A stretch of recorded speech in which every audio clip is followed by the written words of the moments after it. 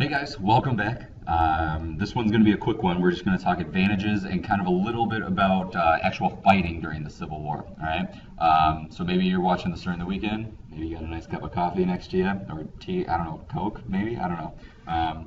But whatever it might be, hope you enjoyed this one. We're just going to take a look at some, the closest statistics on what the advantages of each side was. So as we can see in these bars down here. It's a very, very good visual representation of just how much the Union dominated kind of everything besides a few things that we'll see. So the blue in the bars represent Union stronghold, and the kind of yellowish orange thing represents kind of what the Confederacy had. So you can see total population, everything down here. The big ones though, free men 18 to 16 years in military service in 1864, 90% of the Confederate States. Right? Didn't really have a lot, or they had a lot, right? Only 44% for the Union, okay? But again, wealth, railroad, merchant tonnage, this whole here, right? Navy, factory, textile, iron, coal, firearms. The only thing the South has on us, cotton. I shouldn't say us. I should keep the bias out. The only thing the South has on the Union is cotton, right? 1 to 24. Wow.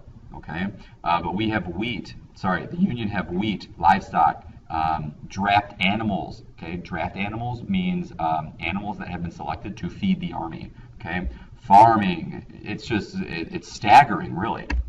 So what are some of the true advantages of the Confederacy? Okay, the soldiers knew the lay of the land, right? They knew that they needed the Union to come fight them. Okay, so they stayed down in the South, so they knew the lay of the land. They didn't have to move men or supplies as far.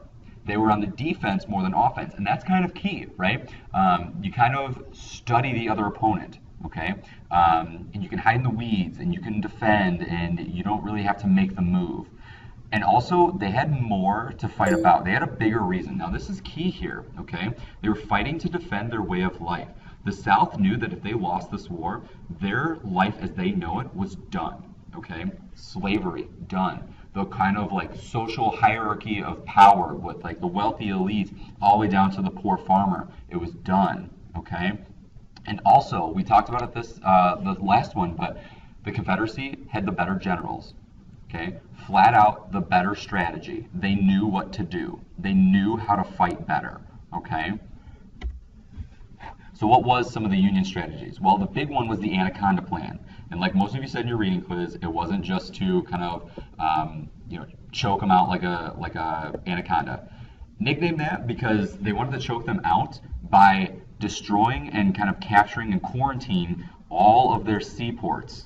Okay, so it was General Scott Winfield's plan: strangle the rebellious states by rallying up the Navy until ground troops were trained and ready. So cut off their supplies coming in, right? The South was very dependent on France still because France needed the cotton. A lot of Europe still needed the cotton. So it's not like the Civil War was just kind of this thing that happened in America. This was world news, okay? Because most of the world's cotton came from right down here.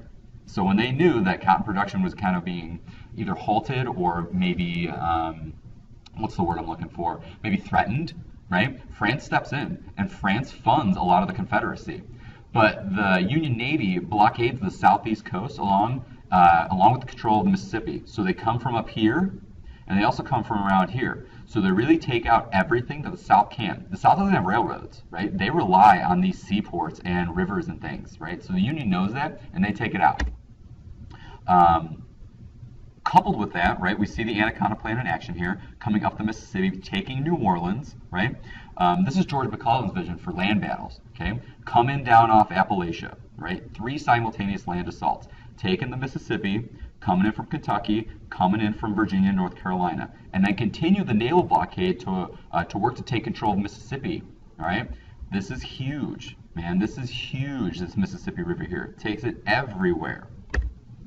So what are the theaters of war? Well, theaters of war are pretty much where the main fighting takes place, okay?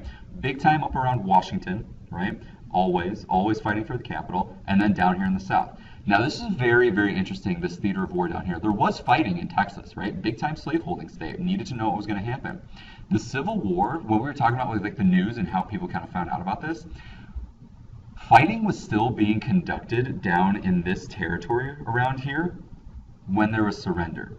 Okay, and it's because the news didn't reach, and people were just like, "Yeah, we're still fighting," and we're like, "No, no, you're not. Didn't you guys hear? There's surrender," and people didn't believe it, like they were still fighting. So, kind of this way, you just can't send a tweet, "Hey, Civil War's over, yay!" No, you gotta wait for the mail. You gotta wait for everything. Sorry, we'll get to George. You gotta wait for everything, and then and then you gotta believe it, right?